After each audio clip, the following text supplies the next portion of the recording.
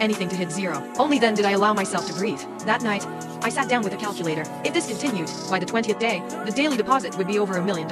I could buy a house to clear that. But what about after that? Could I buy a whole city block? By the end of the second month, the amount would exceed the national debt. It would be impossible to spend. If the rule was spend it or face the end, I was already in serious trouble. I felt a shiver crawl up my spine. Unless the theory is wrong, I told myself, unless there is a person, a human being pulling these strings. I pressed my nails into my palms until it stung. I had to stay sharp. I went back to my list of contacts, more determined than ever. On the 17th day, I finally found a name that made sense. Beatrice Whitmore. We had been neighbors growing up, the kind of best friends who shared every secret and a bond of sisterhood. But after my parents' business collapsed and they passed away, I was shuffled off to distant relatives in another state. We hadn't spoken since middle school. I'd recently seen her name in the business section. She'd made a fortune in European tech and had started investing back in the States last year. Out of everyone I knew, she was the only one with the resources to pull this off. But why? If she wanted to help me, why the doubling game? Why did I lose my life in my first life? Was my end the goal? If this was a conspiracy, what did she possibly want from a girl who had nothing but a pile of medical debt and a difficult past? I couldn't find an answer, but she was my only lead. I tried her office number blocked. I went to her corporate headquarters, but the receptionist told me Miss Whitmore was unavailable to see me.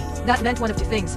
Either she'd forgotten I existed, or she was unwilling to look me in the eye. I played it cool. I used the doubling money now in the hundreds of thousands to buy a sleek, nondescript SUV and spent my days parked across from her office. Finally, I saw her. I followed her car to a private bank, the same one I had visited in my first life. I watched through the window as the manager practically bowed to her. That was the confirmation I needed. The bank wasn't a glitch. It was an accomplice. They were erasing the trail for her. As she walked out toward her car, I didn't hesitate. I stepped forward, blocking her path. "Beatrice, why are you doing this?" I called out, catching the lapels of her designer coat. I searched her face for a flicker of guilt, for the girl I used to know. She looked startled, then annoyed. "Cassie? Cassie Lane?" She pulled back, smoothing her coat. "You've lost your mind. What on earth are you talking about? The money, the deposits. Why are you confusing me?" I pointed at the bank manager who had rushed out to assist her. "How much did you pay them to mislead me? To tell me my balance is zero while you had millions into my account?" The manager didn't even let Beatrice answer. He grabbed my arm, pushing me back with enough force to make me stumble. "You're confused.